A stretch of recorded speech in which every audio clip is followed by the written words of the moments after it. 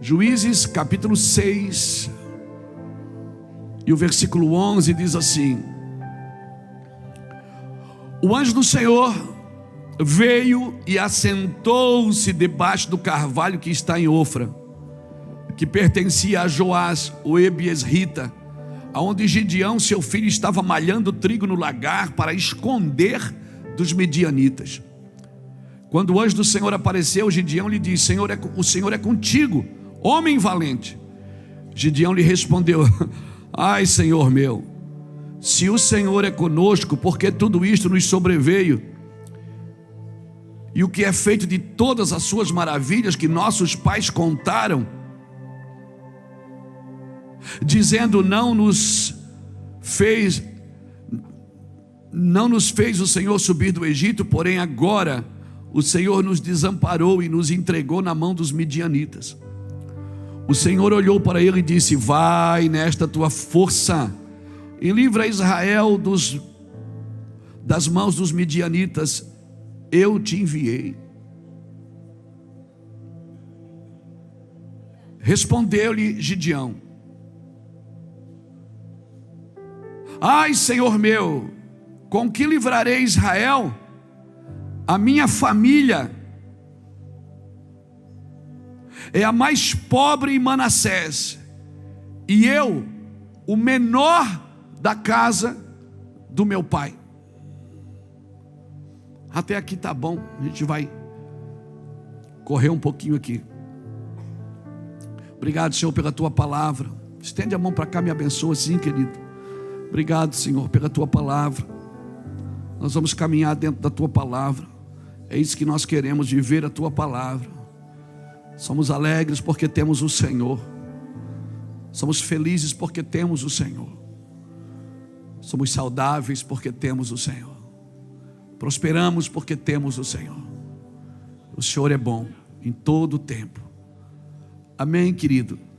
Louvado é o nome de Jesus. Tome seu lugar, fique à vontade.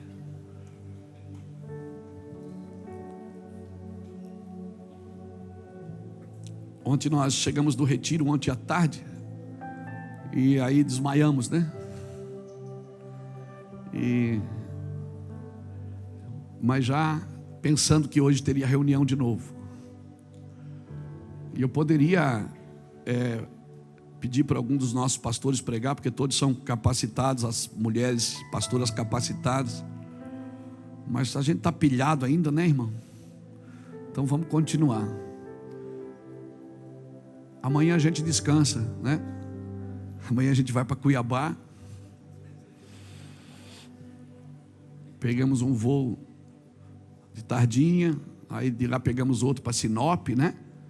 Aí terça a gente prega Sinop, quarta em Nova Mutum, quinta de manhã e quinta de noite em Mutum. Aí vai para Cuiabá sexta e sábado de manhã e de noite. Aí volta, né, amor? Não está muito quente, graças a Deus. Tem um sol para cada um naquela terra. Louvado seja Deus. Eu estava pensando hoje sobre isso. Sobre o Senhor. Não tem, irmão, não tem explicação. Não tem mesmo explicação. Não dá para explicar com palavras. Da onde a gente tira força para continuar pregando todo dia, viajando, passando pela logística de aeroportos, né? Com filhos, com netos, com esposa, com família, com negócios pessoais. Você está sempre envolvido com alguma coisa. Às vezes pensa: meu Deus, de onde é que você tira? Mas a Bíblia é clara quando ela deixa alguns detalhes assim, que da fraqueza você tira a força, né? Diga ao fraco: eu sou forte. Parece que Deus está sempre tirando algo bom de algo ruim. Deus está sempre tirando você de situações e levando para outra. Das trevas nasce a luz, ele diz. Não é? Das trevas é que nasce a luz. Da fraqueza se transforma em força. E assim vai. Da ignorância nasce a sabedoria. E assim vai. Deus tem essa graça de fazer isso com a gente. E eu falo para você, com todas as letras. Às vezes até as pessoas ficam assustadas, e eu também fico. Tem gente que pensa que a gente usa alguma droga, né? alguma coisa. Mas não, eu sou pilhado mesmo. Eu sou sanguíneo hemorrágico pingando. Não é? Pingando. Minha mãe me levou no médico quando eu era menino, criancinha, porque queria saber por que eu não engordava. Era magrelinho, dava para contar as costelinhas assim, saudade daquele tempo, né? Magrelinho, cabeçudinho, pescoçudinho, né? Parecia aquele cavalinho da Nossa Senhora, o louva-a-Deus, aquele, sabe, todo magrelinho, todo pequenininho. Você tem uma ideia, os meninos me chamavam de linguiça. Linguiça. Esse era meu pseudônimo. Glória a Deus. E a mãe me levou no médico para saber, porque quando eu engordava, o médico disse, enquanto ela falava com o médico, eu quebrei o escritório dele todo, derrubei um vaso, rasguei um papel, puxei um quadro, ele caiu. Aí o médico, doido para que a minha mãe fosse embora comigo dali, disse assim, ele não engorda por causa disso, senhora, ele não para, né? E graças a Deus, eu não paro mesmo, e eu estou feliz fazendo isso. Eu não estou triste, não estou apavorado, não estou com medo. E se o senhor não fizer, se eu não fizer, Deus vai levantar alguém para fazer. Mas irmãos, sem demagogia nenhuma, Deus sabe que eu estou sendo sincero nesse altar para você. Não tem como não ser grato. É a minha forma de expressar gratidão, é pelo serviço. A minha forma de expressar gratidão é estando presente, é fazendo o que o Senhor me chamou para fazer. E não só fazendo com alegria, fazendo com determinação, fazendo com vontade. Porque o apóstolo Paulo fala isso: se eu fizer sem vontade, que recompensa eu terei? Eu só vou cumprir alguma coisa, mas se eu fizer com vontade, então eu terei galardão. Eu não quero só fazer porque eu tenho que fazer, eu quero fazer porque eu fui chamado para fazer. Deus confiou algo na minha vida, como confiou na sua vida. Ninguém pode fazer o que você foi chamado para fazer. Você não pode terceirizar a adoração que você tem que dar para Deus. Você não pode terceirizar. Você pode até pedir oração para alguém, mas você não pode terceirizar a oração que é você que tem que fazer. Você não pode terceirizar a criação dos seus filhos. Você não pode terceirizar muita coisa na sua vida. Nós nunca podemos estabelecer uma ordem da desordem. Eu acredito que Deus primeiro, Ele nos salvou, né? No nosso caso, a nossa casa, Deus salvou a minha vida, a vida da Iraci, né?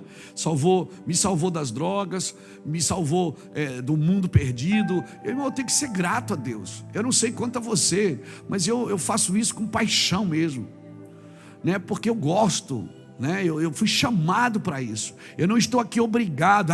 Hoje tem culto, que saco. Não. Para mim não é um saco, perdão da palavra pejorativa aqui, mas para mim não é um saco. Para mim é uma gratidão. Quando eu estou aqui diante de pessoas ou em qualquer lugar do mundo, para mim é uma gratidão. Cara, um Zé Mané que nem eu, né? Que não sabia discernir a mão direita da esquerda, que se drogava para poder encarar a vida de frente, que não tinha coragem de enfrentar a vida, cheio de medo, de culpas e carências, cheio de dificuldade, que só enfrentava a vida drogado. Eu acredito que, né, Deus tirou o diabo e as drogas e colocou o Espírito Santo na mesma proporção. Porque, olha, eu vou falar, às vezes eu penso que eu estou drogado. Eu digo, Deus, é muita adrenalina esse negócio. Parece que eu estou na roda gigante, parece que eu estou na montanha russa, como é que é a casa do Beto Carreira? Faroípe, né? Faroípe, né? Parece que eu estou naquele negócio o dia inteiro. Eu acordo, eu já estou pilhado. E aí, eu já tenho que orar logo cedo, fazer alguma coisa, senão, rapaz, é uma doideira. Tem que gastar energia. Glória a Jesus. Amém? Mas eu acredito que Deus não levanta nenhuma ordem da desordem. Verdade. Deus não levanta nenhuma ordem da desordem. Amém? Renovo não nasce de reparo e reforma. Um renovo na sua vida nasce de um novo nascimento. Deus não vai ficar reparando você e restaurando você a vida inteira. Deus não vai ficar reformando, restaurando sim, mas reformando não. Repare e reforma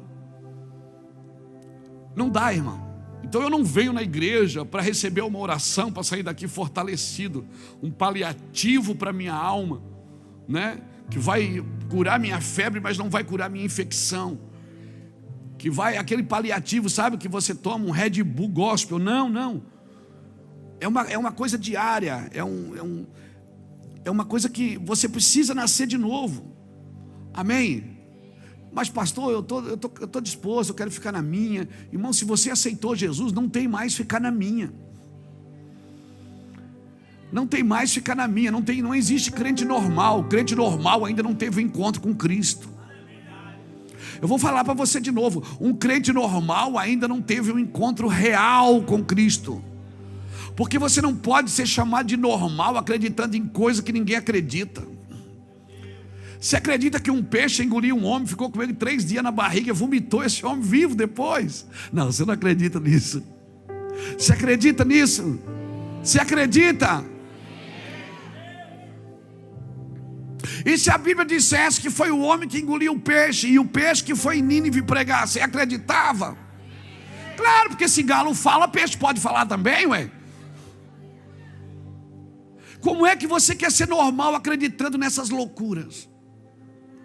O problema é que a gente acredita que pode acontecer com os outros, não com a gente. Porque é muito mais fácil operar a fé pelos outros. É muito mais fácil ter fé nos outros do que na gente. E assim como disse o pastor Ulisses lá no retiro, muito bem colocado, às vezes o melhor lugar para a gente esconder os nossos problemas é no problema dos outros. Aí a gente pega o problema dos outros para resolver e maqueia o nosso. Às vezes é muito mais fácil ajudar alguém a dar certo do que você dar certo. Como é muito mais fácil ajudar alguém a resolver problema do que você resolver os seus. E às vezes o melhor lugar para esconder problema, irmãos, é no problema dos outros. A gente fica o dia inteiro falando do problema de alguém, abraçando todos os problemas de alguém para tentar ajudar, porque estou ajudando, mas na realidade você está escondendo os seus. Por isso que Deus quer fazer em você, Ele quer fazer através de você, mas quer fazer em você primeiro, amém? Amém? E se a gente for catalogar problema aqui, irmão, uma igreja é um mosaico, é um quebra-cabeça. E qual é o objetivo do quebra-cabeça? É mostrar uma imagem. Se faltar 2 peças ou uma peça num quebra-cabeça, pronto, a imagem já não fica completa. Então, se nós estamos tentando mostrar uma imagem, qual é a imagem que nós temos que mostrar? A Bíblia diz que Cristo em nós é a esperança da glória, é a imagem do Cristo. A igreja, ela existe para manifestar a imagem do Cristo, por isso precisa de todas as peças. E precisa que todas as peças estejam no lugar certo. Eu não posso tentar encaixar num lugar que não é meu. Eu preciso estar naquele lugar. Amém, irmãos? Pastor, mas rapaz, é só eu começar a fazer a obra de Deus, é só eu começar a ir na igreja que o diabo se levanta. Oh, aleluia! Porque se você não cruzar o diabo todo dia, significa que você está indo no mesmo lugar que ele. Você tem que cruzar Satanás todo dia. Você acorda e diz: ô diabo, você não veio ainda? Todo dia você vai ter que cruzar ele. Porque se você não estiver cruzando o diabo todo dia, significa o diabo não é sua sogra, o diabo não é seu cônjuge, não é o vizinho, o diabo não é. Até o diabo é o diabo de Deus. Por quê? Porque o diabo só faz o que Deus deixa. O diabo não sabe, mas Deus usa até ele para tratar, sabe? Deixa o diabo cruzar. Se o diabo está cruzando o seu caminho, irmão, significa que você está indo no caminho contrário. Isso é bom. Isso não é ruim. Isso é bom, isso não é ruim. Amém? Então, eu estava lendo esse texto e hoje veio uma coisa na minha cabeça. Esse será o novo campo missionário dessa geração. O campo missionário dessa geração é o campo das ideias, é o campo da mente, raciocínios e sofismas, ideias e argumentos. Você vai perceber que as próximas gerações elas não estão brigando só por terra. Tem uma guerra aqui da Rússia com a Ucrânia, estão brigando por um pedaço de terra. Mas na realidade mesmo, as guerras dos próximos anos, as guerras dessas gerações que estão por vir, são guerras na mente, guerras de raciocínio. Esses são os novos campos de batalha. Porque quando Deus disse para Gideão: o Senhor é contigo, na hora ele saltou. Verso 13 ele diz assim, Gideão respondeu: Senhor meu, se o Senhor é conosco, porque tudo isso nos sobreveio, e do que é feito, as maravilhas que nossos pais contaram. Ou seja, nossos pais falaram uma coisa do Senhor e está acontecendo outra. O que é que eu aprendo aqui? Que se os argumentos de Gideão eram reais, mas não eram verdadeiros. Os argumentos de Gideão era real, mas não era verdade. Por quê? Porque eles não estavam naquela situação porque Deus quis. Eles estavam naquela situação porque eles não viveram aquilo que Deus mandou eles viverem. E os pais também não mentiram. Os pais disseram: olha, Deus nos tirou do Egito, Deus fez maravilhas no deserto, Deus transformou a água, saía da pedra, o maná caía diariamente, nós vivemos coisas maravilhosas. As histórias eram reais. E o argumento de Gideão aqui, ele era real também, mas não era verdadeiro. Irmãos, são as pequenas obediências que produzem grandes vitórias. Você não tropeça em árvore, você tropeça em toco. Você não tropeça em montanha, você tropeça em pedrinhas. É as coisas pequenas, as pequenas concessões que a gente vai abrindo e vai deixando se instalar no nosso meio, não é? A gente está sempre argumentando com Deus. Deus dá uma palavra, a gente argumenta. Libera uma palavra e a gente está sempre argumentando. 1 Reis 17:12, quando o profeta perguntou à viúva, disse para ela fazer para ele primeiro. Ele pediu água, ela foi buscar. Depois ele disse: dá um pedaço de pão. Ela disse: tua serva não tem nada. Nossa primeira atitude diante de Deus é argumentar a palavra profética que eu tenho recebido. Ela não pode ser argumentada, irmão. Amém? Ela não pode ser argumentada. Eu não posso ficar argumentando. Eu posso desconfiar, eu posso achar: isso aí é impossível. Mas não fala, fica quieto. Porque a estação muda, o tempo muda. Tem muitas pessoas que receberam palavras proféticas. Não estou falando só de profecias, eu estou falando de coisas que foram determinadas por Deus, mas estão sempre argumentando contra Deus. Jesus chega para um paralítico e disse: quer ser curado? Ele disse: ninguém me leva no tanque. Jesus não perguntou se ele queria ir para o tanque.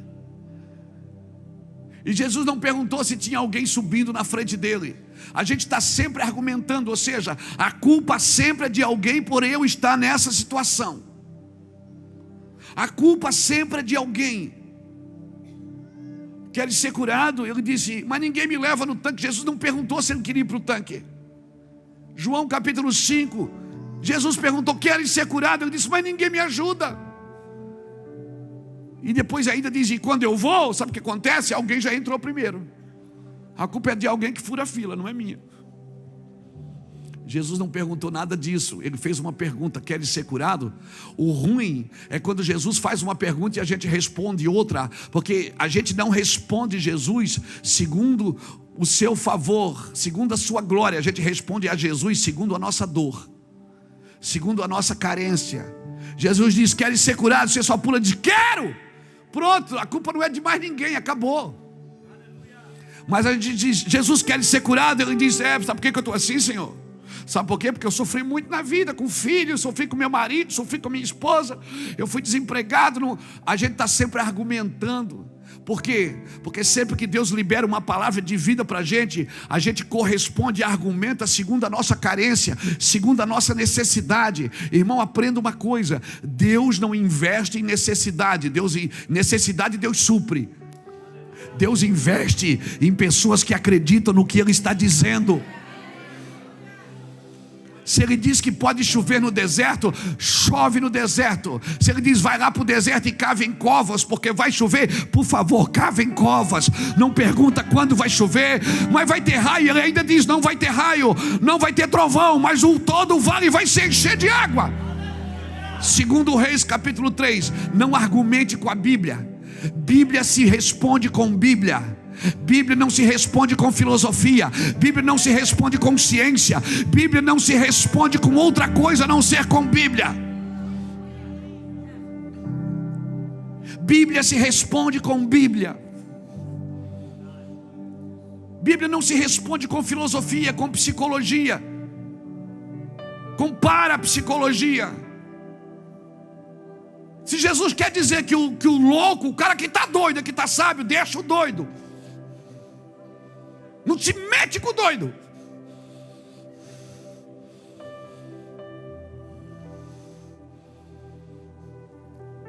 O problema é que a gente quer uma fé, a gente quer entender a fé. Se você entender a fé, já não é mais fé, é argumento. A fé é a firme certeza das coisas que se esperam, mas são de coisas que não se vê. Amém. Gideão disse, sabe por que eu não posso? Porque a minha família é pobre, minha casa é pobre, eu sou pobre, eu sou ali de Itajaí, eu sou ali do Promorá. Não, o senhor não está entendendo, meu pai, eu sou pobre demais. Eu não tenho isso que o senhor está falando é impossível acontecer. Meu irmão, te abraça na palavra, não se abraça na sua dor, não se abraça na sua carência, porque o dia que a palavra começar a se cumprir na sua vida, vai embora a frustração, vai embora toda a decepção, vai embora toda a dor, vai embora todo o medo, vai embora toda a culpa, vai embora. Ei, meu Deus, alguém está me entendendo aqui? Aleluia!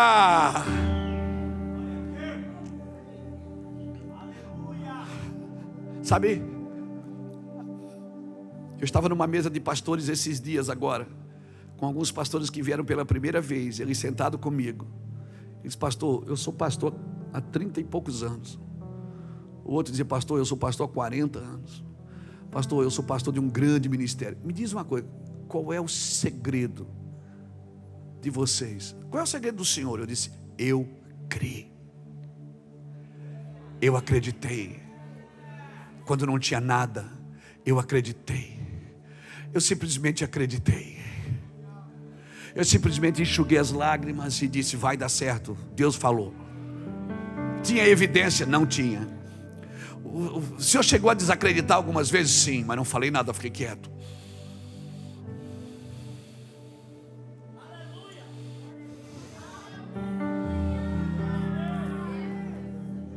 Pensamento gera ambiente, mas é a palavra que muda o ambiente. Então quando vinha um pensamento, não vai dar certo, você não tem escolaridade, você estudou pouco, você não tem dinheiro, você é de Itajaí, a terra da enchente, vocês são lá daquela terra da enchente. Ei, deixa eu te falar uma coisa, para de argumentar com a fé, para de argumentar com a Bíblia, para de perguntar coisas. Sabe o que é que falta? Falta uma palavra boa dentro da sua boca, falta uma palavra sadia, falta você olhar para os ossos e dizer vivam, falta você olhar para o morto e dizer viva, falta você olhar para a necessidade e dizer prosperidade. Falta você olhar isso, não, vai ser assim, vai ser assado, Deus vai fazer. Por quê? Porque Ele disse que ia fazer. Você merece? Não, mas Ele falou que vai fazer, então você precisa crer que Ele vai fazer. Eu preciso crer no meu Deus. Sim, eu creio em Ti. Sim, eu creio em Ti, Deus o sobrenatural. Sim, eu creio. Sim, eu creio em Ti.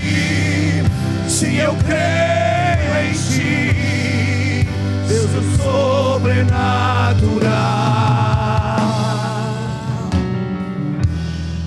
Pastor, eu criei. Pronto, eu acredito. Está difícil, mas eu acredito. Qual é o segundo passo? Fala. Você acha por que o anjo veio e se assentou? Ficou observando. Aquele cara estava escondendo trigo no lagar. Lagar não é lugar de trigo, é lugar de vinho. Mas não era época de colheita de vinho. Por isso que ele sabia que os medianitas não iam procurar comida ali. Ele estava fazendo alguma coisa. Ele estava, sabe, em vez de ele ficar argumentando, brigando, ele foi fazer alguma coisa. E o anjo está ali observando. Você nunca vai ser usado por Deus sem primeiro ser observado. O céu está te observando. Cada atitude, cada olhar, cada pensamento, cada palavra que sai da sua boca, cada argumento, cada ideia, o céu está te observando. Você está no Wi-Fi, meu filho, ligado, está na rede. Estão te observando, os céus estão te observando. Por que você acha que quando Satanás chega, Deus diz assim para ele: tens visto o meu servo Jó? Não há homem na terra como ele. O céu observa você.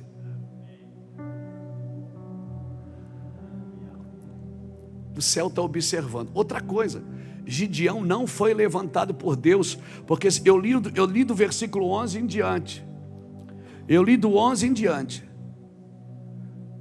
Mas se você lê do 6 em diante, quando Israel se enfraqueceu, está escrito assim: assim Israel se enfraqueceu tanto com a presença dos midianitas, que os filhos de Israel clamaram ao Senhor.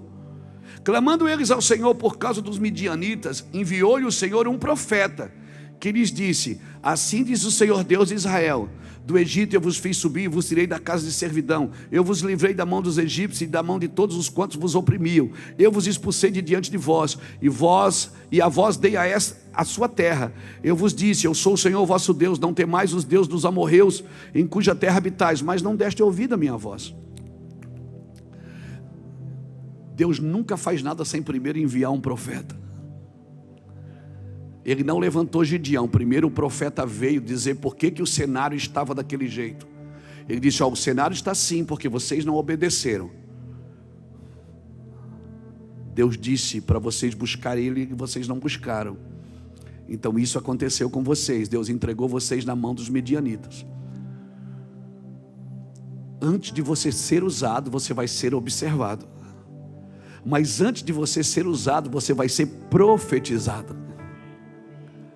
Por isso é muito importante você pôr a mão sobre os seus filhos e declarar: meu filho vai ser assim, meu filho vai ser uma bênção, meu filho. Todo mundo pode dizer ao contrário, mas você disse, você tem legalidade. Você está determinando sobre a tua geração o que vai acontecer. Chama ele de vagabundo a vida inteira para ver o que acontece com ele quando ele crescer. Chama ele de malandro a vida inteira para ver o que acontece com ele quando ele crescer. Ele vai ser o que você determinou. Às vezes ele é meio preguiçoso mesmo. Aí o Senhor diz assim: meu filho, você não é preguiçoso. O pai declara, a mãe declara. Amém? Que uma força do Espírito de Deus vai entrar dentro de você e vai tirar você desse lugar. Amém, meu filho? Mas meu filho, ele não consegue, eu levei ele no médico, o médico falou que ele tem déficit de atenção, ele não consegue estudar, ele não consegue.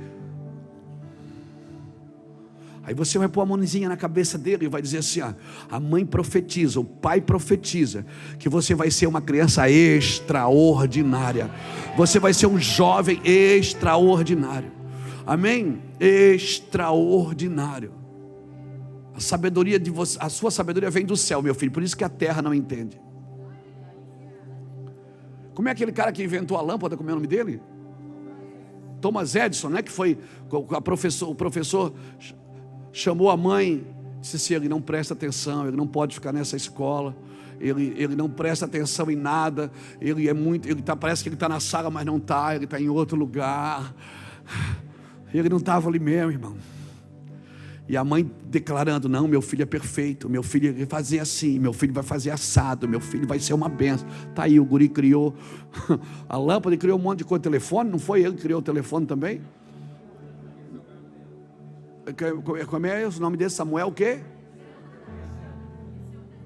É o Graham Bell. Esse é o outro, tá bom. Não tinha telefone elétrico, não tinha, né? Tá bom. Glória, eu também tinha problema. Todos esses caras inventores assim, eles têm problema, não tem? Eu vejo assim contigo, lá, ô Jackson, tens umas coisas ruins assim, diferentes. Estranho, tu és estranho. Todo cara que cria, que inventa, é verdade, mas só estranho. Eles andam numa outra dimensão. Agora você tem que profetizar. Eu estou aqui hoje porque eu fui profetizado. Você está aqui porque você foi profetizado. Então para de andar com gente que só pragueja, que só derruba você, que só põe você para baixo. Amém, irmãos? Começa a declarar, começa a profetizar. Você foi profetizado e você foi observado. Então, agora uma coisa que Gideão fez, que todo homem que vai ser usado por Deus, toda mulher que vai ser levantado por Deus precisa.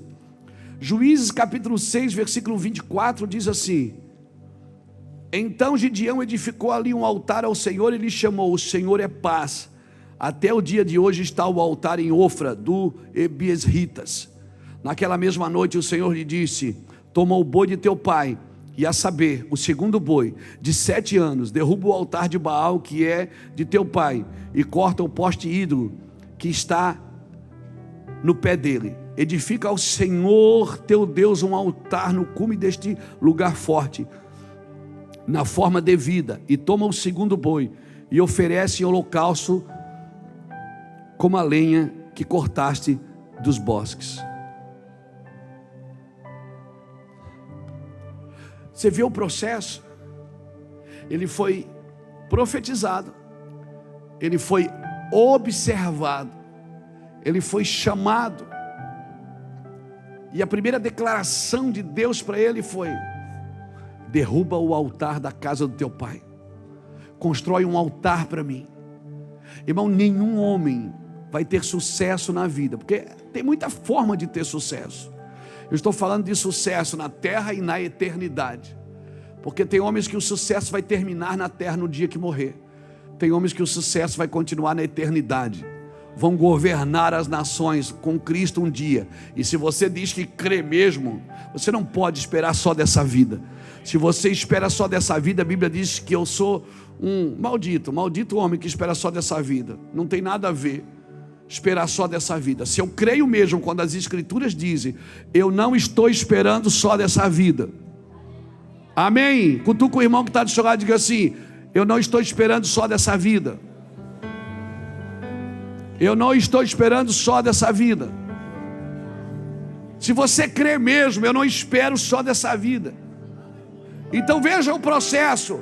Eu fui profetizado, os céus me observaram, Deus me chamou, e a primeira atitude de Deus comigo é: faz um altar para mim, e derruba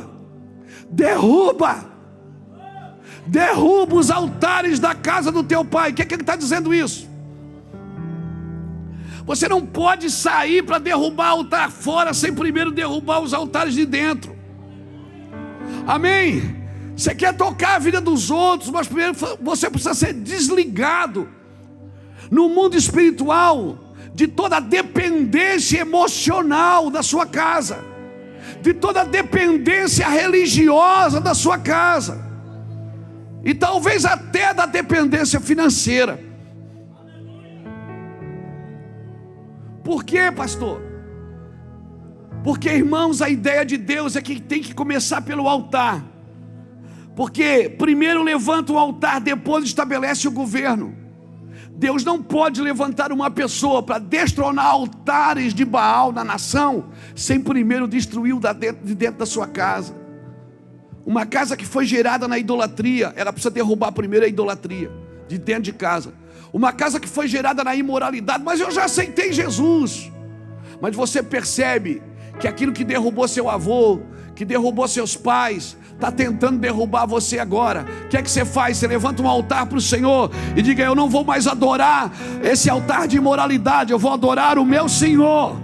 Você vai quebrando, cortando todo o cordão umbilical. Amém, irmãos? Amém? Então depois sim eu poderei sair para guerrear. Então vamos lá: primeiro, adore a Deus. Segundo, derruba os inimigos de dentro de casa. Como eu disse, o inimigo de dentro de casa não é a sogra, não é a mãe, não é o pai, não é o tio, não é o vizinho. É a fonte que está alimentando. Que fonte que eu recebo? Não, mas eu aceitei Jesus. Mas você tem uma dependência emocional da tua família, que são eles que falam no teu coração. Jesus não fala nada.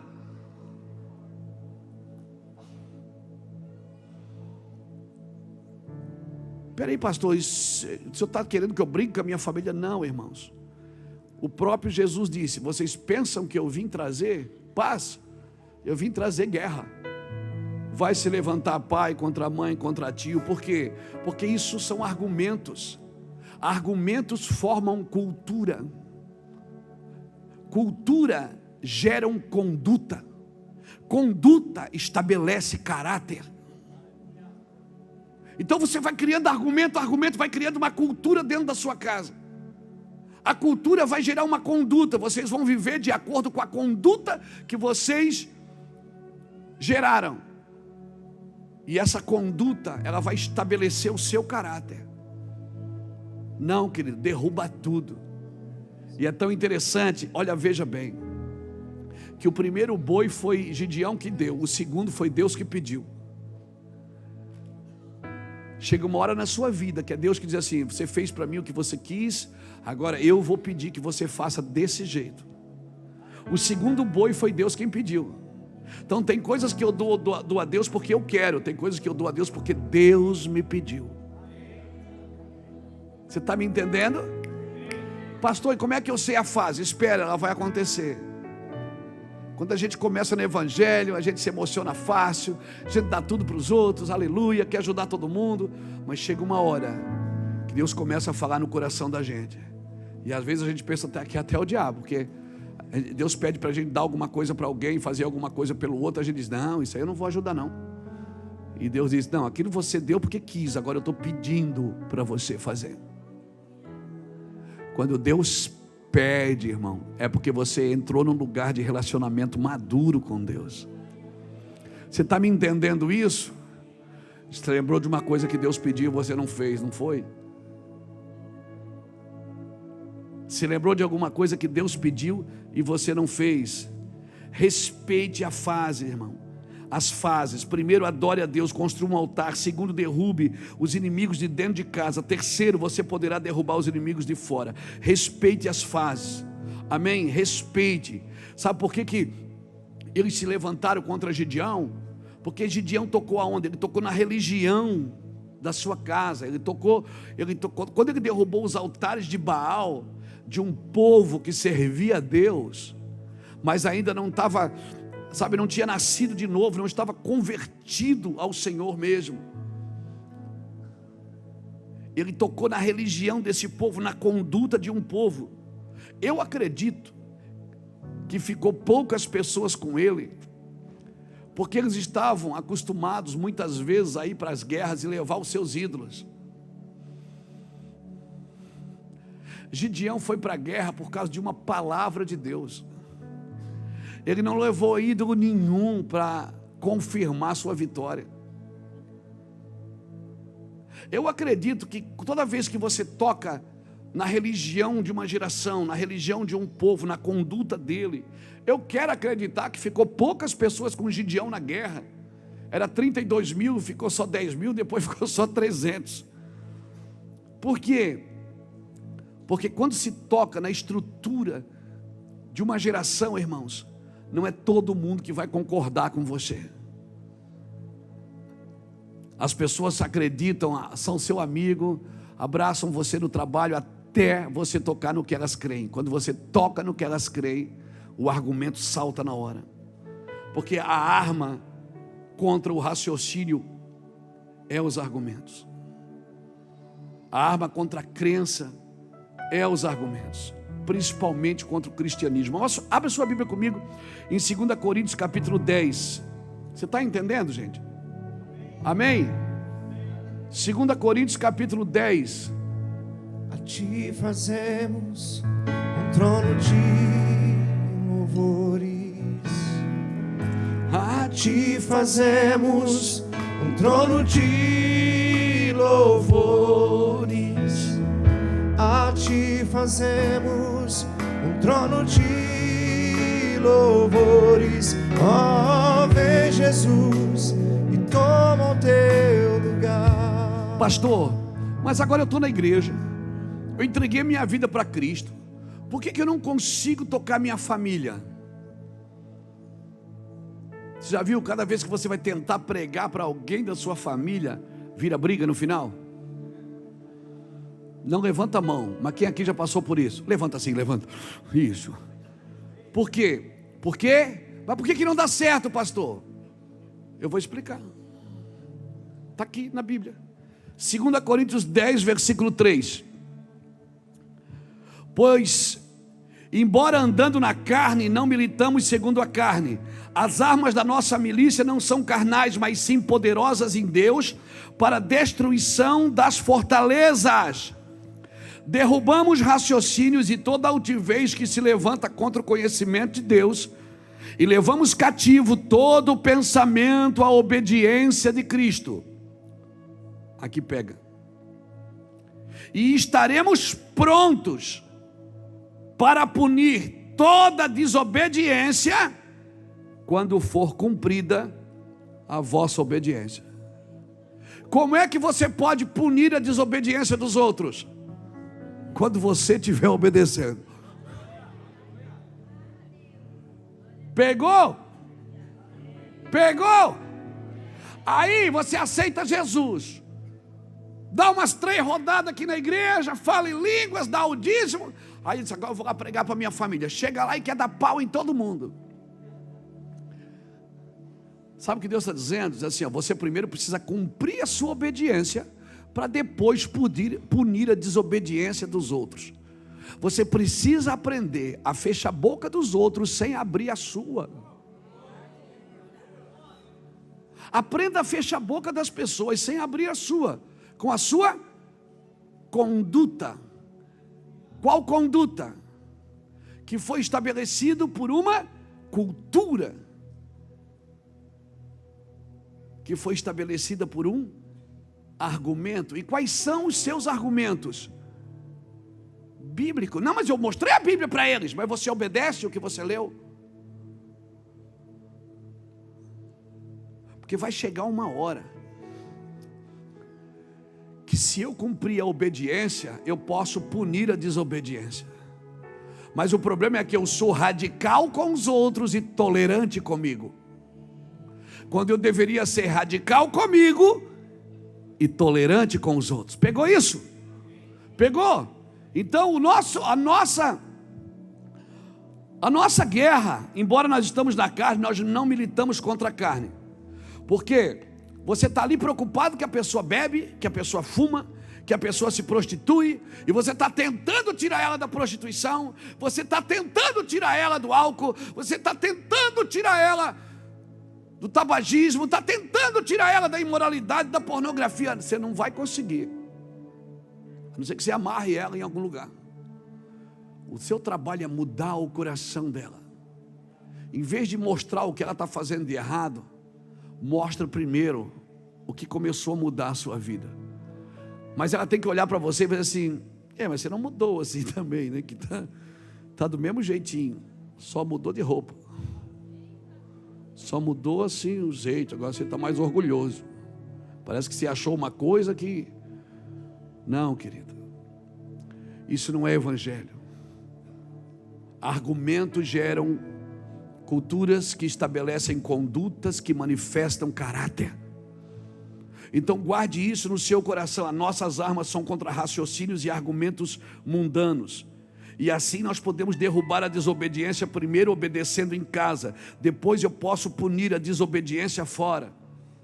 E como é que eu vou punir a desobediência? Com amor. Como? Com amor. Porque a justiça de Deus, o objetivo dela não é punir, é restaurar. Por isso que Deus não estabelece justiça sem amor. Por isso que Ele diz que disciplina seus filhos porque ama. Nós não, nós queremos punir a religião da pessoa, mas nós também estamos estabelecendo a nossa. Queremos punir a religião das pessoas, mas estamos manifestando a nossa e dizendo para ela que ela que eu sou melhor do que ela, porque eu achei Jesus, e ela não, essa pecadora miserável. E aí você passa um lugar errado do cristianismo. Não, irmão, abra Colossenses comigo, abra. Não, é Colossenses? Não é Colossenses? Não. É Filipenses. Oh, aleluia.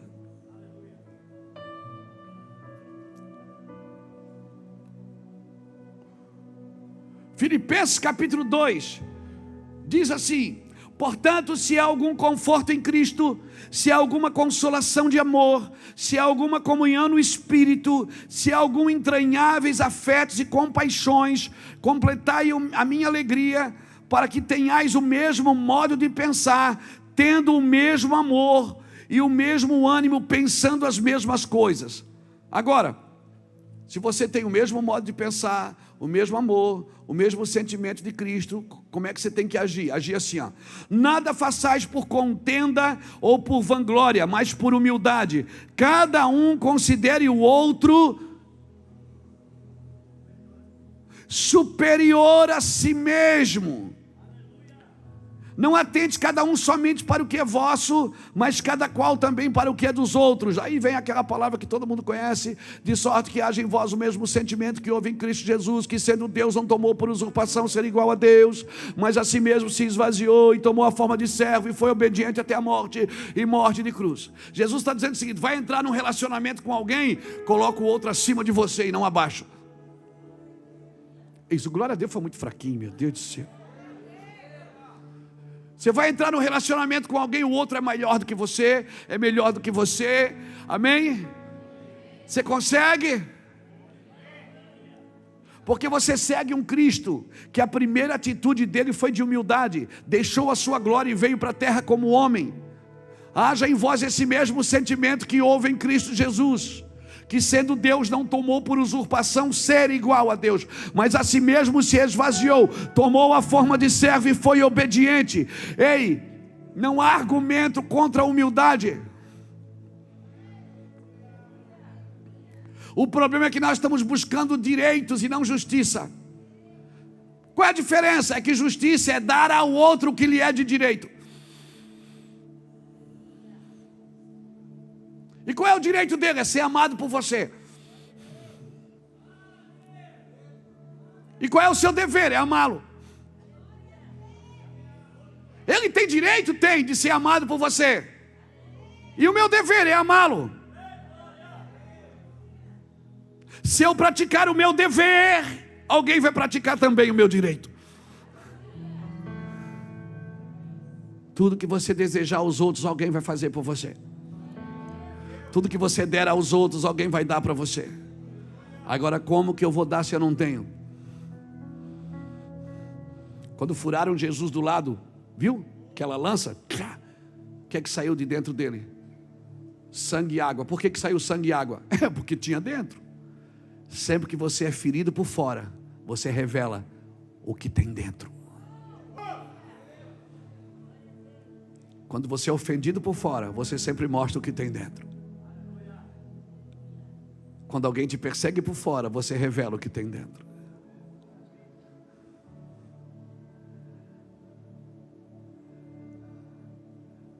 Um cristão humilde, ele não tem mais argumento. Ele não fica discutindo com os outros a sua fé.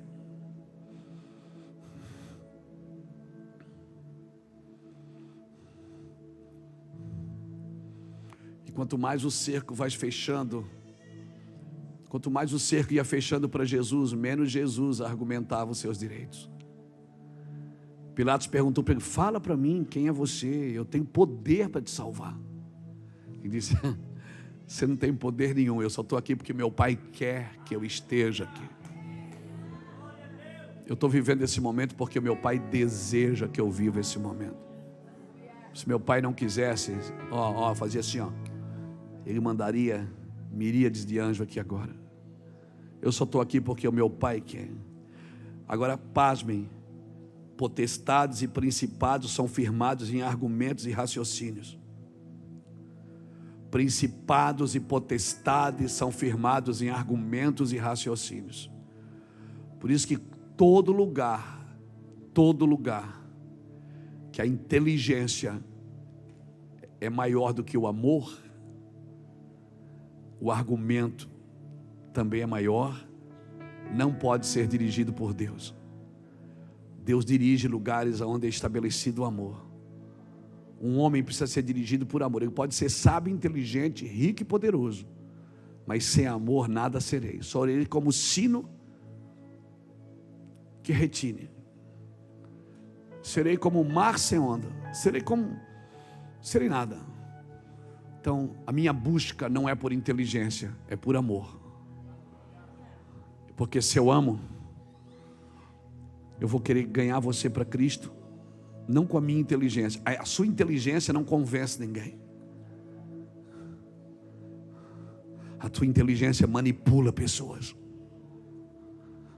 O que convence as pessoas é o tanto do amor de Deus que é revelado através da sua vida. Então apenas ame. Apenas ame. Não argumente quando Deus disser, você é corajoso, mesmo que você está tendo atitudes de covarde. Se Deus falou que você é corajoso, você é corajoso. Se Deus disser assim, você é próspero, você mora num barraco. Se Deus disser, você é próspero, acredite no que Ele disse, porque Ele não está vendo o que está acontecendo agora. Deus vive no estado do ser, Ele não está vendo você agora. Você está vendo a sua realidade presente, mas Deus vê você além de toda a realidade presente. Deus vê o que você foi criado para ser. Aleluia. Por isso você pode fazer agora. Por isso que os apóstolos, eles tinham paixão por ser agredido por causa de Cristo. Amém? Principados e potestades são firmados em argumentos e raciocínios. Guarde isso no seu coração. Por isso que o diabo trabalha na fortaleza da mente. Irmãos, o homem que consegue, com o seu amor, dar destino para os seus sentimentos e pensamentos. Essa é a distância que precisa ser sincronizada. Esse côvado, esses 45 centímetros, aqui do coração à mente. Sabe? Então deixa eu te falar. Deus quer dirigir você pelo seu amor. E se você é dirigido por amor, certamente você vai ter uma mente sobrenatural. Por isso que uma pessoa cheia do Espírito, ela renova a sua mente. Ela renova a sua mente. Amém? Vencemos os argumentos com batalhas espirituais. E como é que você vence os argumentos? Declarando as verdades de Cristo. Por isso que Jesus deixou claro, e conhecereis a verdade e ela te libertará. Se Ele é o pai da mentira, só uma verdade pode vencê-lo. Eu não posso vencer Satanás com outra mentira. Não se cria ordem da desordem. Se ele é o pai da mentira, e eu sei que é, só a verdade pode confrontá-lo. Por isso nós precisamos ser verdadeiros, não perfeitos. Mas nós temos orgulho de perfeições. Temos orgulho de ser evangélico. E muitas vezes não somos sinceros. Buscamos uma perfeição que não existe até que Cristo volte. Por isso que Ele diz, anda na minha presença e ser... É o único lugar que você consegue ser perfeito é na presença dEle. Sem a presença dEle você não consegue ser nem sincero. Anda na minha presença e ser perfeito, porque a perfeição dEle cobre toda a minha imperfeição. Foi para isso que Ele nos chamou. Fortalezas da mente trabalham através de argumentos, guarde isso, ideias, conceitos que criam sofismas, afetam a sua conduta e geram uma cultura em você. Nossas culturas são formadas por condutas e consequentemente nossa cultura determina a nossa conduta. E é claro, a conduta determina o caráter, porque da forma que você vive determina quem você é. Não é o que você fala, é como você vive. E aí nós temos dificuldade, porque qual era o argumento da religião? Qual era a penitência? Qual era a penitência que a gente recebia? Quando você fez uma caca, você ia confessar seus pecados. Qual era a penitência? Você tem que rezar, 10 Pai Nosso e 20 Ave Maria. Então, quando nós recebemos a oração como uma penitência, até hoje nós tratamos a oração como uma penitência. Por isso que muitos de nós não têm prazer de estar com Deus em oração, porque para nós ainda soa como penitência. Herdamos do catolicismo, e por favor, me entenda bem, eu não estou aqui para falar de religião. Eu estou aqui para falar de argumentos. E se você é católico, me perdoe, não quero ofendê-lo. Escute bem. Mas essa é a penitência que nós recebemos. Você fez uma caca, então você vai ter que rezar 20 Pai Nosso, 20 Ave Maria, 20 crê em Deus Pai. A gente recebeu isso como penitência. Aí, até hoje, evangélicos põem os seus filhos para orar como castigo. Evangélicos põem os seus filhos para ler a Bíblia como castigo. Foi criada uma conduta na gente que orar é um castigo, é uma penitência. E por isso nós não temos uma cultura de oração, porque nós herdamos do catolicismo uma conduta de penitência. Pegou isso? Está pegando? Estou tentando derrubar a sua mente aqui. E aí a gente vai orar com a... Ai, tem que orar. Tem oração na igreja? Ai, tem que ir. Tem intercessão? Ai, meu Deus, tem que orar, né? Fazer o quê, né? O dia que você entender que oração é para estar com Deus, que Deus não quer nenhuma penitência. Intimidade não é penitência, amor não é obrigado. Amor obrigado é estupro. Se você tiver que fazer amor com a sua esposa, obrigado, você está estuprando ela. Deus não quer amor obrigado. Nem Deus recebe amor obrigado. Deus não quer ninguém aqui obrigado. Se você vem aqui obrigado, você está no lugar errado. Deus quer que você o ame, que você queira estar com Ele, que você crie na sua casa uma conduta de buscá-lo, uma cultura de servi-lo. E aí você vai manifestar sim o caráter de Cristo. Você não está aqui obrigado. Nada obrigado é legal. Por isso que a lei é para o injusto, não é para o justo. O justo não faz porque é obrigado, ele faz porque ele ama fazer. Eu amo estar aqui. Eu comecei esse culto dizendo: eu amo fazer o que eu faço. Não é uma penitência pregar o evangelho para mim. Não é uma penitência servir ao Senhor. Não é uma penitência estar aqui, irmãos. Amém. Aí você olha para, vamos usar os irmãos coreanos, da Coreia do Sul. Você vai estudar sobre a Coreia do Sul, são o povo que mais ora nessa terra. Por quê, pastor? Porque eles não vieram do catolicismo.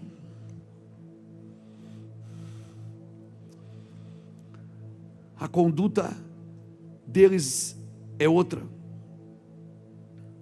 A conduta deles determinou a sua cultura, que determina os seus atos. E por isso que eles oram, vão para aquelas montanhas e ficam lá.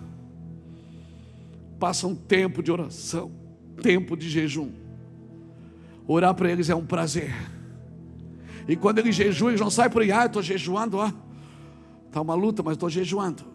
Ninguém sabe. Eles passam dias. Irmão, Jesus deixou claro em Mateus 16:6, ele diz: acautelai-vos do fermento dos fariseus. E qual era o fermento?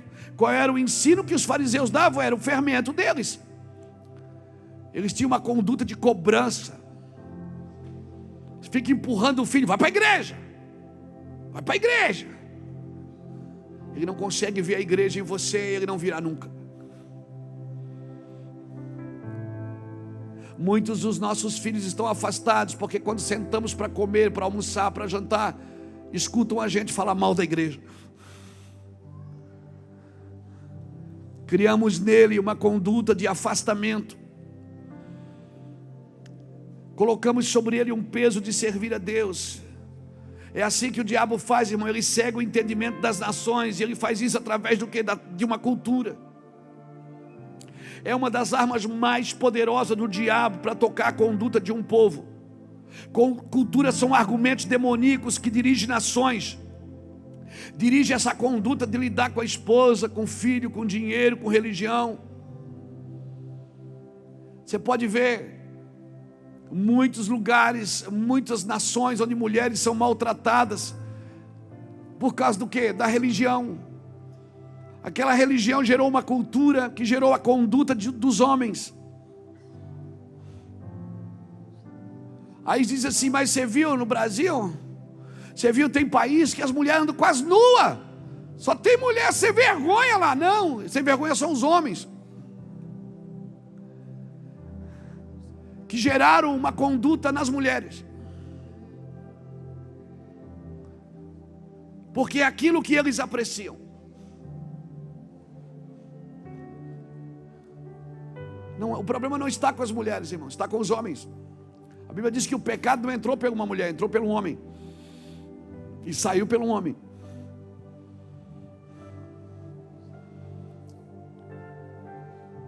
Então, veja bem. Quem exerce domínio sobre a cultura, exerce domínio sobre a nação. O que é cultura? É um conjunto de crenças e valores que passam de geração em geração. Isso é uma cultura, é um conjunto de crenças e valores que passam de geração em geração. Nós no Brasil somos chamados de uma cultura conservadora, por quê? Por causa do cristianismo. Não é isso? A cultura conservadora por causa do cristianismo. Eu aconselho você a entrar na internet e estudar sobre a escola de Frankfurt, para você descobrir por que muitas pessoas estão tentando mudar essa cultura conservadora. Porque cultura é um conjunto de crenças e valores que passam de geração em geração. O que é que estabelece os valores de uma geração? É a família. O que é que estabelece a crença? É a igreja. O que é que reforçava isso todo dia na cabeça da criança?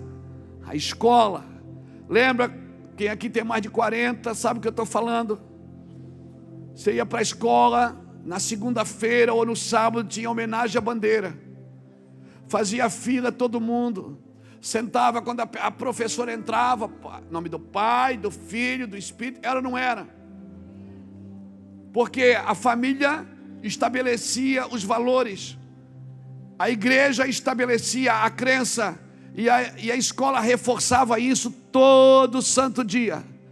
E agora nós estamos entrando numa cultura revolucionária. E se você quiser transformar uma cultura conservadora para uma cultura revolucionária, você vai ter que derrubar esses 3 pilares: a família, a igreja e a escola. Por isso está como você está vendo, a família sendo detonada, a igreja sendo perseguida, e as escolas, nem vou falar, não precisa, porque há um trabalho para destruir esses 3 pilares que mantêm uma cultura ligada com Deus. E para destruir essa cultura, daí ela recebeu aonde? Ela recebeu força aonde? Ela recebeu força no feminismo. Recebeu força no gayismo. O feminismo pegou o quê? Pegou um problema social de um homem que agride a esposa. Homem agride a esposa. Não todos, mas tem aqueles que agridem sim. Agridem fisicamente e agridem verbalmente. Eles fazem isso? Fazem. Não todos, mas um pouco desses homens fazem sim. Alguns desses homens fazem. Aí pegaram um problema social, encapsularam, e o feminismo vem tratando o homem como o opressor da mulher. Aí o gayismo também nasce e reforça isso. Porque os meus pais não aceitam, principalmente o homem. Meu pai não aceita a minha opção sexual. E aí se você vai nas passeatas gays, você vai ver muito mais mães do que pais lá. Porque muitos pais não aceitam mesmo. E aí então o feminismo aponta e diz: o homem é o opressor da mulher. E o gayismo aponta: o pai é o opressor do filho. Se você vai vivendo isso, essa conduta vai sendo estabelecida, dizendo que o marido, o homem é o opressor da mulher, o marido é o opressor da esposa e o pai é o opressor do filho. Quem você está dizendo que realmente é o opressor? Meninos de 14, 15 anos que não entendem nada da vida se dizendo ateus.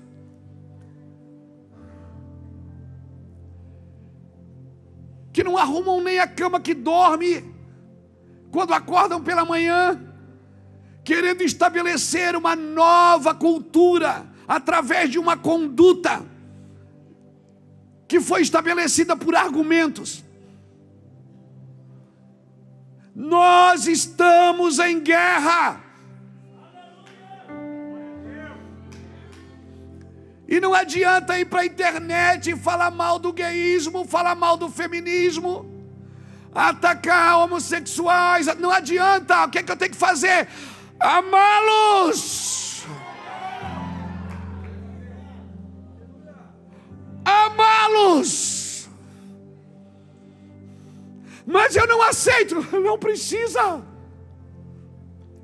Jesus estava na rua, tinha eunucos, tinha prostitutas, e ele vinha passando. Mas a sua conduta, a sua moral, o seu amor, o seu toque, ia tirando pessoas das margens. Ele dizia: eu vou atrás dele, porque ele me tocou, eu fui transformado, ele me libertou. Você está me entendendo, cristão? Os seus argumentos não podem ser evangélicos. Os seus argumentos precisam partir de uma cultura de amor, de uma conduta de amor, de uma manifestação de caráter de amor. Mas eu não concordo. Não precisa. Amar o que você concorda é muito mais fácil de abraçar e amar o que você não concorda. Meu Jesus tocou sem nojo o leproso. Meu Jesus tocou pessoas nas ruas. E sabe com quem ele brigou? Sabe com quem ele foi para a rua? Você pensa que ele foi para a rua brigar com os pecadores? Não. Ele foi argumentar com os religiosos. Quem argumentava com Jesus era a religião, não eram os pecadores. Pecadores ele salvava. Você está me entendendo? Por isso que quando Gideão derrubou o altar da casa do pai dele, meu irmão, ele causou uma confusão terrível. Cultura, eu vou terminando já. Cultura é culto, que vem da origem cultivare. Por isso cultura é da terra, ela vem de cultivar. Mas a vida com Cristo, quando ela é estabelecida, ela tem o poder de mudar a cultura desde a sua origem. Porque se você é do reino de Deus, você vive uma cultura do céu e não da terra. Amém? Amém, irmãos? Por isso nós vamos voltar à fase que Adão deveria ter feito e não fez. Voltemos a Adão. Por isso, quando eu aceito Jesus, Jacques, não é para virar evangélico. Agora eu virei para crente. Não, essa não é a ideia original. Aleluia. Essa não é a ideia original. Eu quero que você volte à ideia original. E eu não posso voltar à ideia original sem voltar a Gênesis. Gênesis capítulo 1, versículo 28. Põe aqui para mim, meu filho. Gênesis 1, 28. Aleluia. E Deus os abençoou. E Deus lhe disse: frutificai e multiplicai-vos, e enchei a terra, sujeitai-a, e dominai sobre os peixes do mar, sobre as aves dos céus, sobre todo animal que se move sobre a terra. A ideia de Deus para você que entregou a vida para Cristo é voltar a governar. Mas não é governar sobre coisas, não sobre pessoas, é sobre coisas. A ideia para Adão original é abençoa, frutifica, multiplica, enche a terra, sujeite e governa. A palavra dominar, sabe de onde é que ela vem? A palavra dominar, ela vem de pisar. Por isso que ele diz: aonde tu pisar a planta dos teus pés, eu te entregarei por herança. Domínio é você entregar, é você pisar. Eu piso e Deus me entrega. Amém? Eu toco e abençoo. Quando eu abençoo uma pessoa, quando eu toco ela, a paz do Senhor. O que é que eu estou fazendo? Eu estou tomando para Cristo. Eu estou tomando. Você não ganha afastando, você ganha trazendo. Você está me entendendo? Você está me entendendo? Você está me entendendo? Aleluia. Voltemos à ideia original. Dominar vem de pisar. E a Bíblia fala no Salmo 91. Sua Bíblia deve estar aberta lá na sua casa, nesse salmo. Pisarás o leão e a áspide. A Bíblia é cheia de palavras. Em breve o Deus de paz pisará a cabeça da serpente. Pisar é dominar, é governar a cabeça da serpente. Por que é pisar a cabeça da serpente? Porque o governo está na cabeça. Quando diz que Cristo é o cabeça da igreja, está dizendo que Cristo é o governo dela. Quando a Bíblia diz que o Deus de paz vai pisar a cabeça da serpente, está dizendo que ele vai pisar em todo o governo mentiroso, corrupto. E a nossa guerra não é contra a carne nem contra o sangue. Amém, irmão? Então guarde isso. Pastor, mas é só eu lá em casa. É uma luta, só eu que sou crente, só eu que não sei o quê. Deixa eu te falar. Guarda isso. A cultura sempre entra pela conduta de um. A cultura sempre entra pela conduta de um. Deus só precisa de um, que depois vai tocar o todos. Vai tocar todos. Guarde uma coisa: a cultura entra pela conduta de um.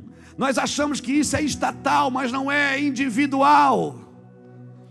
Isso não é estatal, é individual. A cultura sempre entra pela conduta de uma pessoa. Uma pessoa, agora depende de onde ela vem. Um homem que veio da eternidade, pisou nessa terra e mudou as eras, mudou a conduta de uma geração. E até hoje as eras se dividiram antes dele e depois dele. Deixa eu te falar uma coisa. Foi assim que o diabo fez com Eva.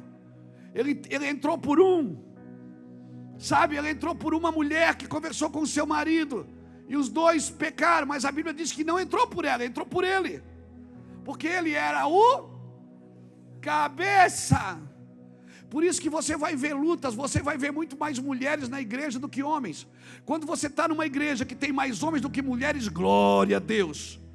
Por quê? Porque o diabo sabe que se um homem mudar a sua conduta dentro da sua casa, um homem, um pai de família, converte a esposa, converte os filhos, converte o cachorro, converte o gato, converte todo mundo. Por quê? Porque se a cabeça for mexida, for transformada, amém, vai tocar toda a casa, irmão.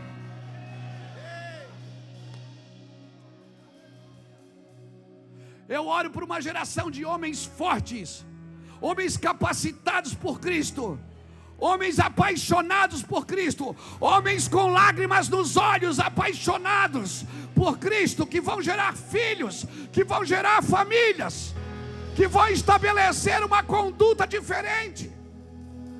Aleluia! Dá um grito aí, meu irmão. Glória a Deus!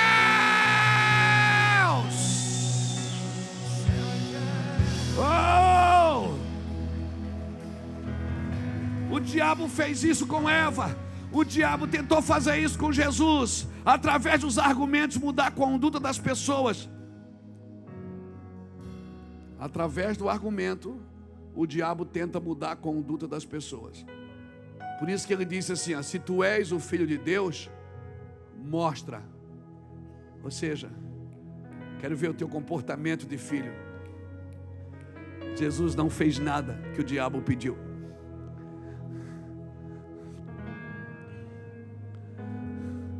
Porque ele tinha uma cultura de obedecer o pai, não o diabo.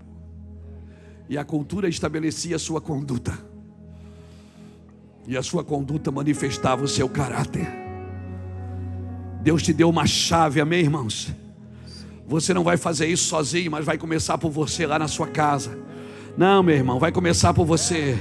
Amém? E não pense que agora você tem a chave, você pode sair argumentando com todo mundo.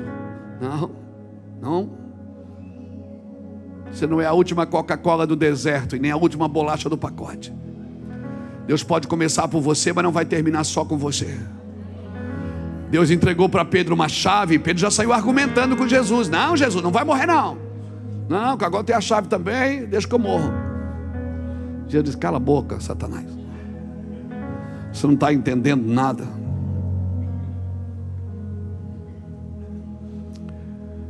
Tem gente que tem a chave na mão para mudar a sua geração, a sua família, e fica argumentando com Cristo.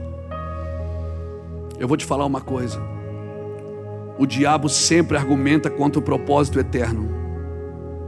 Amém? O diabo sempre, ele opera com argumentos racionais. Não pense que ele vai argumentar com loucuras. Ele vai argumentar com você com muita classe, com muita tecnologia. Ele vai argumentar com você sutilmente. Qual é o argumento contra o aborto? Eu tenho direito, o corpo é meu.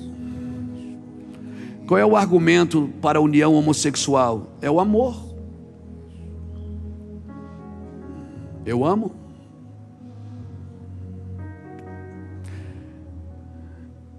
O amor de Deus é moral. Está estabelecido na sua palavra.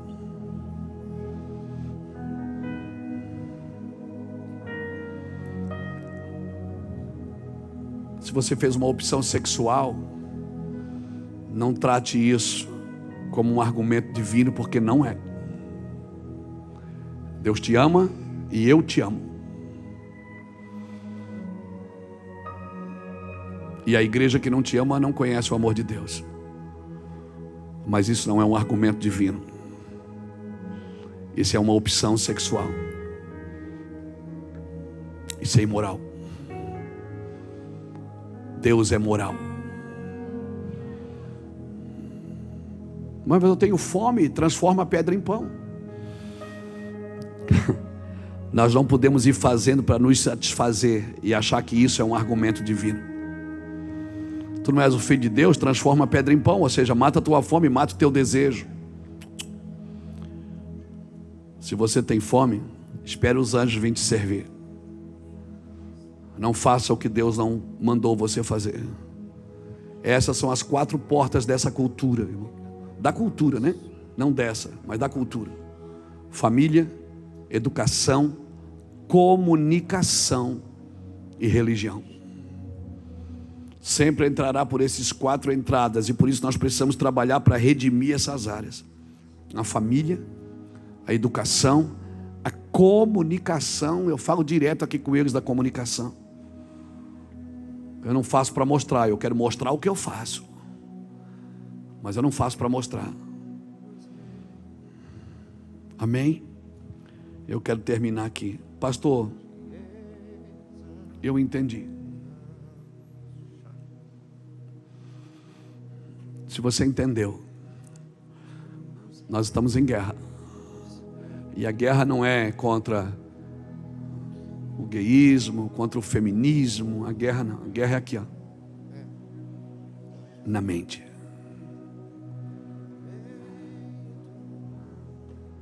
Nós precisamos de professores ungidos, mestres ungidos.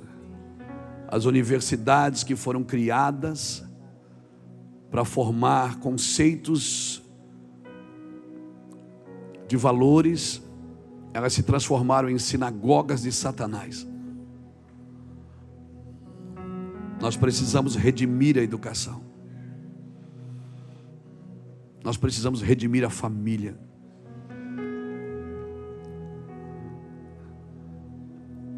A comunicação precisa ser redimida.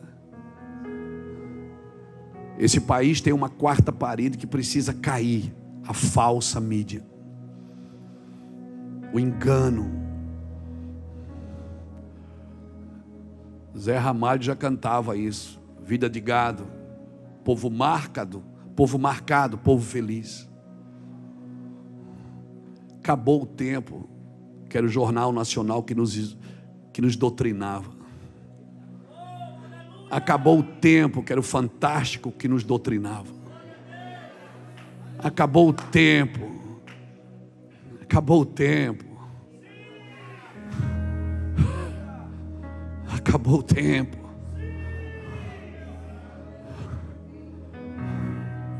Acabou o tempo, irmãos. Nós vamos trabalhar para remir a comunicação dessa geração. Por isso o pastor Luiz quer dar um conselho para você que tem rede social. Use isso para amar. Use isso para aconselhar. Use isso para servir. Não entre em coisas tolas. Não entre em brigas tolas. Cris, tira para mim. Eu quero convidar você para vir aqui na frente. Você que essa palavra mexeu na sua mente, bugou a sua mente. Porque é uma palavra difícil de pregar, irmãos. Porque a gente não pode perder a unção para destravar a mente. Mas essa palavra, pastor, eu quero que a minha mente seja bugada mesmo. Eu quero poder entender melhor. Sai do seu lugar, vem aqui para frente, vem. Shere calamandara la baralaba shura la mandara. Shere la mandara la baralaba shura la. Chora la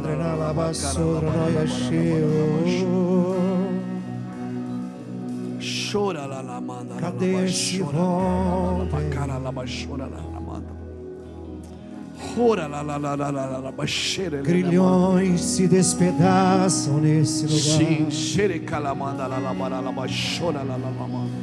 Fortalezas e sofismas sendo destruídos em nome de Jesus.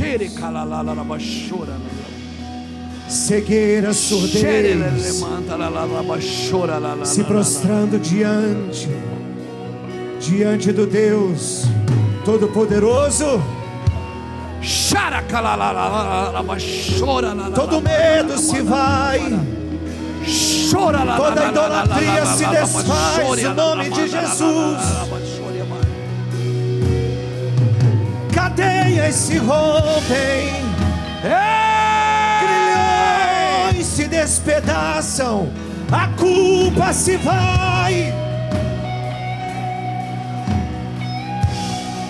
Os tentáculos de Jezabel, as mentiras de Beelzebu, o domínio de Mamon se prostra diante do Rei da Glória. A culpa sobre pai e sobre mãe se despedaça no poder da unção do Cristo que venceu. Do Cristo que venceu e ao terceiro dia ressuscitou para nos dar um novo e vivo santo caminho. E hoje é uma noite de restauração, de libertação dos sofismas. Fortalezas se rompem, sofismas se despedaçam, os grilhões se despedaçam.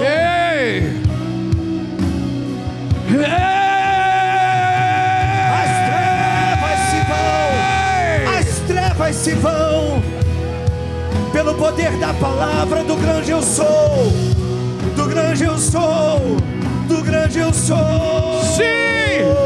Céu e terra se levantam, alinhando o seu plano. O universo estremece, o leão rugiu do trono. Céus e terra se levantam, alinhando o seu plano. O universo estremece, o leão rugiu do trono. Céu e terra se encontram, alinhando o seu plano. O universo estremece, o leão rugiu do trono.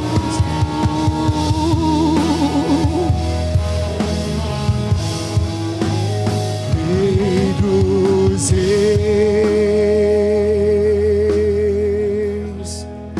te exaltar. O reino se estabelece com obediência. O argumento para estabelecer o reino é viver a boa e agradável e perfeita vontade de Deus. Paulo deixou claro em Romanos 12: não vos conformeis com este século, mas transformai pela renovação da vossa mente, para que experimenteis qual seja a boa, agradável e perfeita vontade de Deus. A vontade de Deus é boa, ela é agradável, ela é perfeita. Não se trata de sair de algo que é ruim para entrar em algo que é bom. Se trata de deixar algo que é bom para tomar aquilo que é perfeito. O diabo começa a ser desmascarado quando você anda na perfeita vontade, não é na boa. Muitas pessoas estão na igreja, mas só vivem a boa vontade de Deus. Quando começa a ficar ruim para si mesmo, não tomam mais decisão perfeita. Até a vontade de Deus é progressiva, é boa, agradável e perfeita. Na boa vontade, Jesus tinha 12 anos, estava no templo aprendendo, perguntando. Na agradável vontade, Jesus foi cheio do Espírito, saiu por toda a Galileia fazendo milagres. Mas na perfeita vontade de Deus, Jesus estava na cruz, entregando sua vida pela humanidade. Deus te convida nessa noite para sair de uma boa vontade e entrar naquilo que é perfeito. Talvez não seja perfeito para a sua vontade, mas para Deus ela é perfeita. Eu quero deixar essa palavra no seu espírito. Amém, irmãos?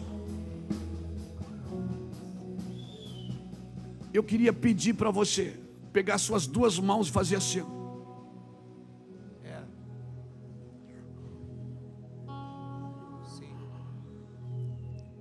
E diga comigo: Senhor Jesus, abra os olhos do meu entendimento, abra minha compreensão profética, abra os olhos do meu entendimento, expande a minha mente, para que eu experimente a tua perfeita vontade, para que eu aprenda a obedecer às pequenas coisas, para que elas nunca se tornem grandes na minha vida. Senhor, me livra de todos os ataques do inferno que venham pelos meus ouvidos, pelo meu tato, pelo meu olfato, pela minha visão e pelo meu paladar.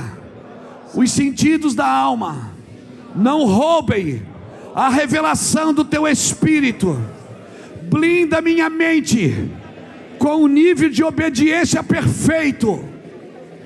Blinda os meus ouvidos, os meus olhos, a minha boca, os meus sentimentos e pensamentos, o meu tato, o meu olfato, para que nada me roube da tua palavra. Eu declaro, Senhor, a minha mente cheia da tua palavra, o meu coração cheio da tua palavra e a minha boca cheia da tua palavra. Cria em mim os argumentos divinos, a cultura celestial, a conduta do cidadão do reino e um caráter refinado de Cristo. Amém. Graças a Deus.